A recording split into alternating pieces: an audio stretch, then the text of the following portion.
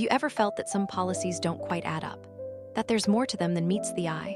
Welcome to Behind the Policies, Understanding Duality in Modern Governance. I'm your host, and today we're diving into the fascinating and somewhat unsettling world of policy duality. It's that nagging feeling you get when a government announces a shiny new initiative that sounds great on paper. But somehow, years later, the promised benefits never quite materialize for most people. Meanwhile, certain groups seem to be doing exceptionally well. Coincidence? Let's find out. So what exactly is policy duality?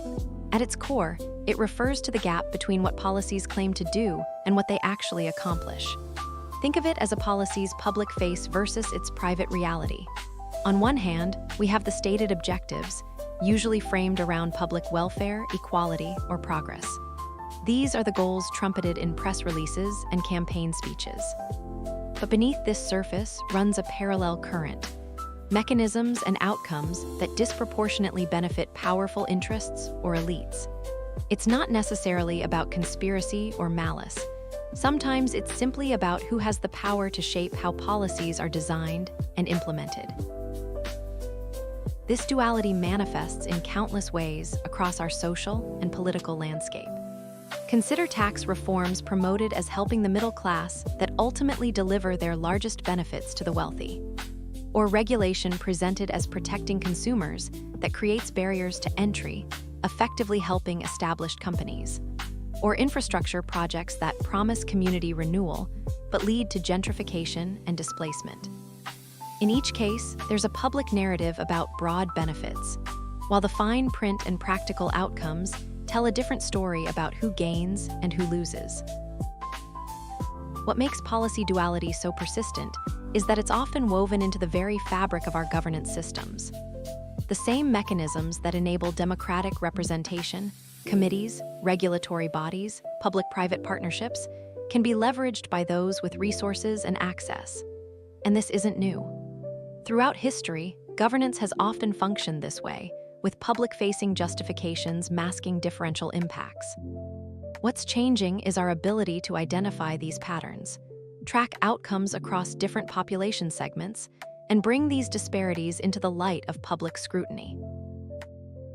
Let's break down the concept into its component parts, starting with structural duality.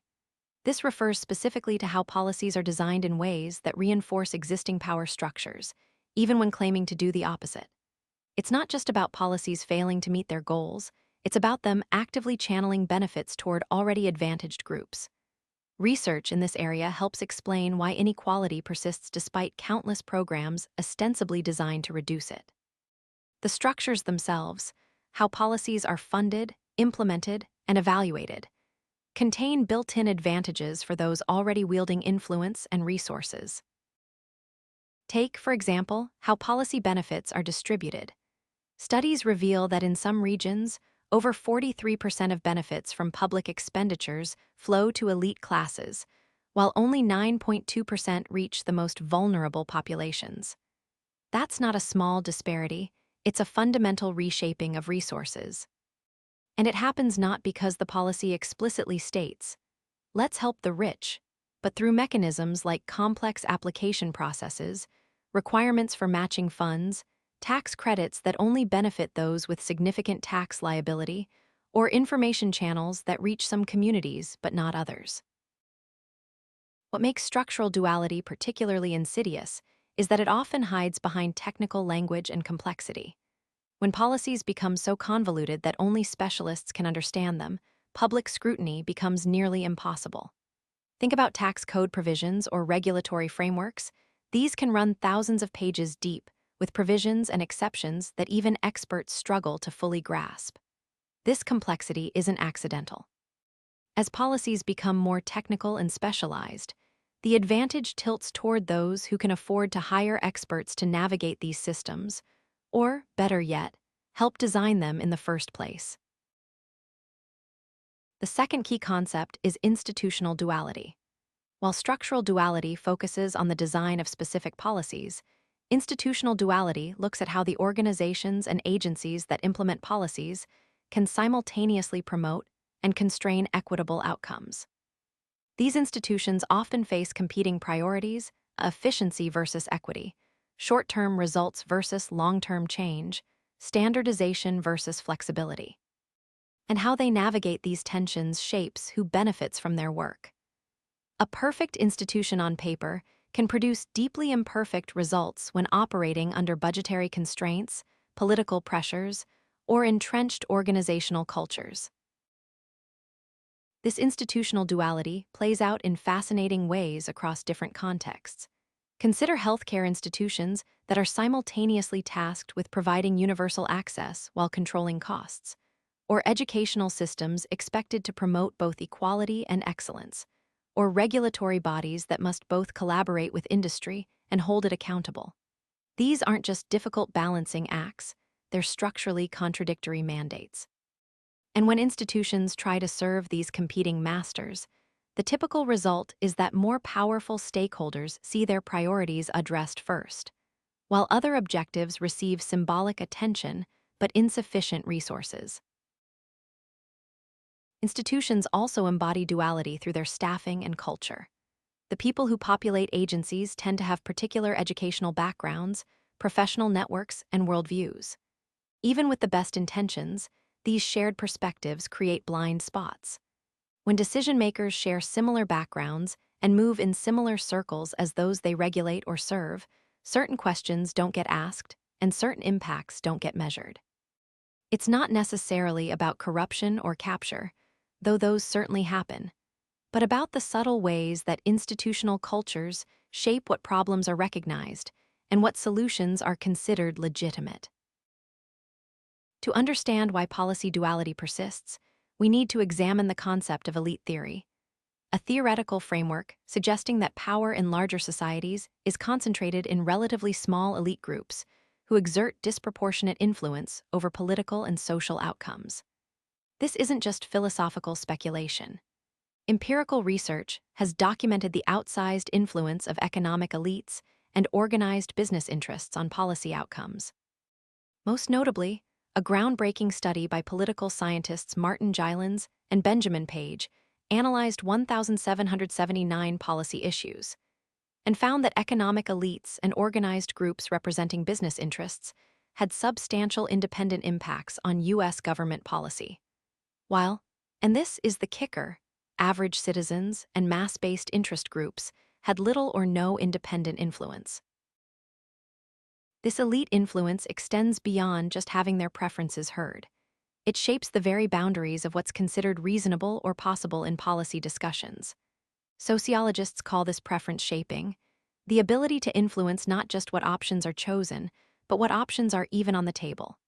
Think about how quickly certain policy ideas are dismissed as unrealistic or extreme, while others are treated as sensible defaults. This framing power determines which policies receive serious consideration and which are marginalized before debate even begins.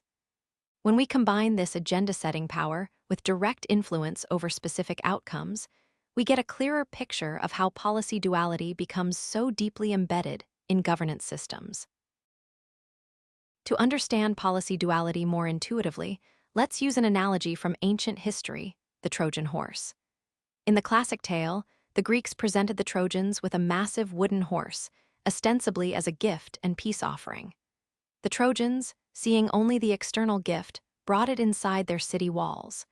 But hidden inside were Greek soldiers who emerged at night to open the gates for the Greek army.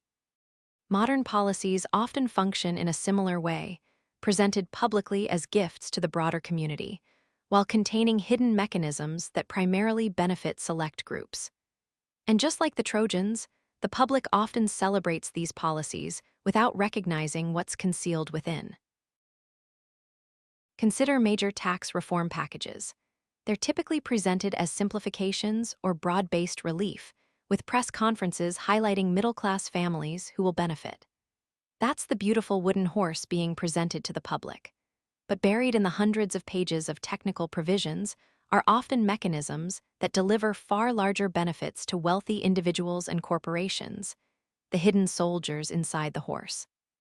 By the time these impacts become clear, the policy is already implemented, its true consequences emerging gradually while public attention has moved elsewhere. What makes this analogy particularly apt is the element of deception without outright lying. The Greeks didn't tell the Trojans there was no one inside the horse. They simply didn't mention it and let assumptions take over. Similarly, policy duality rarely involves explicit falsehoods about policy impacts.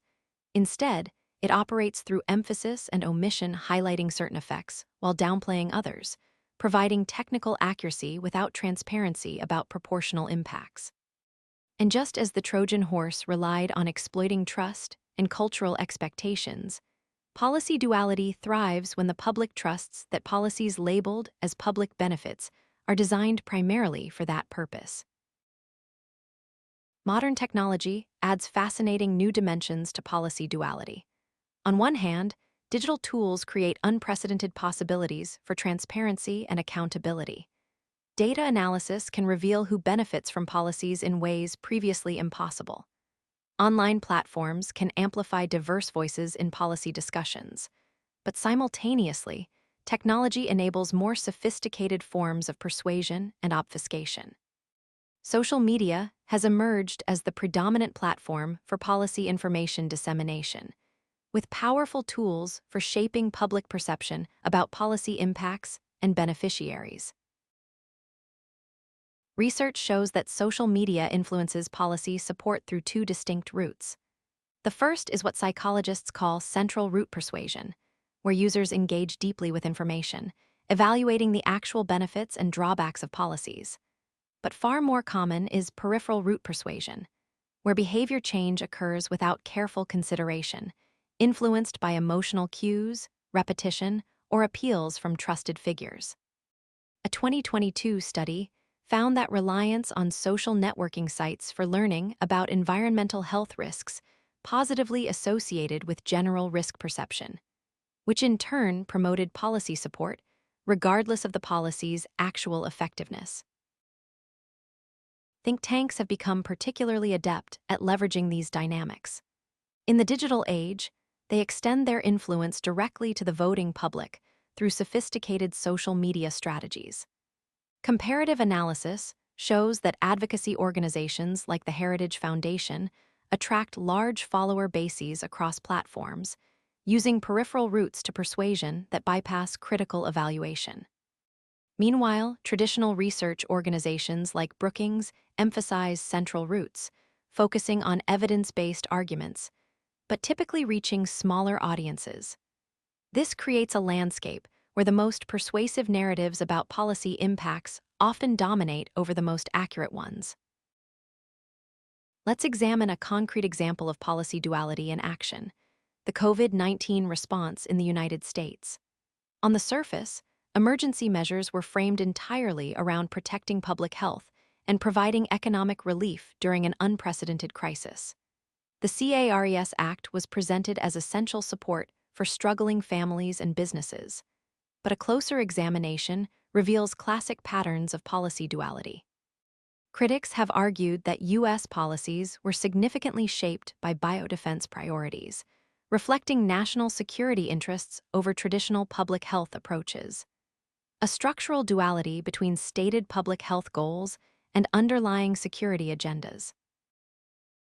More concretely, the CARES Act included provisions that delivered significant benefits to healthcare and data industries, including privacy changes passed under minimal public scrutiny.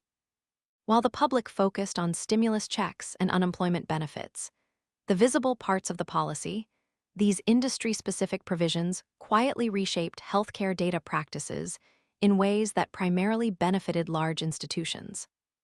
This pattern of using crisis situations to advance long-standing industry goals unrelated to the immediate emergency illustrates policy duality at work, embedding private benefits within publicly justified emergency measures.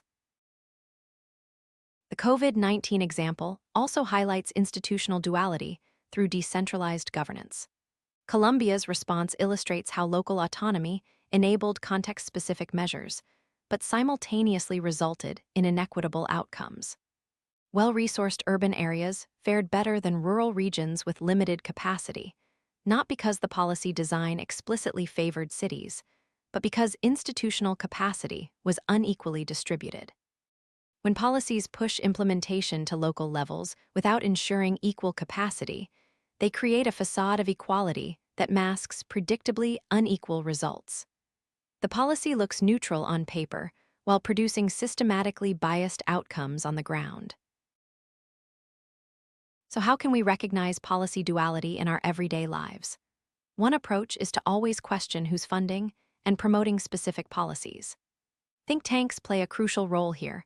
Research reveals that conservative and industry-linked think tanks demonstrate greater ability to build network coalitions and have been particularly successful in global discourse creation processes favoring elite interests. When you hear about a policy being promoted by a think tank or research organization, a simple but illuminating question is, who funds this organization? The answer often reveals whose interests are really being served by supposedly neutral policy recommendations. Another key indicator is policy complexity. When policies become extremely complex or technical, it's worth asking who benefits from that complexity. Research on lobbying and regulatory capture shows that elites work closely with legislators to secure special privileges, predominantly through tax breaks and weaker regulation, in exchange for financial support. These privileges are rarely labeled as such. Instead, they're buried in technical language and procedural details that few have the expertise or resources to fully understand. The more pages in a policy document, the more places to hide provisions that serve narrow interests while maintaining public justifications. Perhaps the most important approach is to look beyond policy descriptions to policy impacts. Ask not just what a policy claims to do, but what measurable changes it creates and for whom. Mechanisms like resource appropriation mean that public resources intended for community benefit are disproportionately captured by dominant groups. This doesn't happen by accident. It occurs through specific design choices about eligibility, implementation timelines, application processes, and monitoring systems. By focusing relentlessly on who actually benefits from policies rather than who is supposed to benefit, we can begin to see policy duality more clearly in our communities and governance systems. As we wrap up this exploration of policy duality, let's reflect on what we've learned. First, policy duality isn't conspiracy. It's a structural feature of governance systems where power and influence are unequally distributed. The gap between stated objectives and actual outcomes isn't random, but patterned, reflecting who has a seat at the table when policies are designed, implemented, and evaluated. Elite theory provides a framework for understanding these dynamics, supported by empirical research showing that economic elites and organized business interests exert disproportionate influence over policy outcomes across many democratic systems.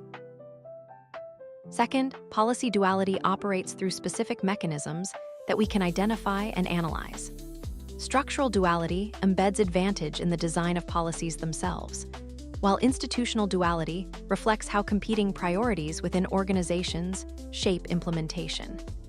These mechanisms create Trojan horse dynamics where publicly presented benefits mask more significant private gains for specific interests.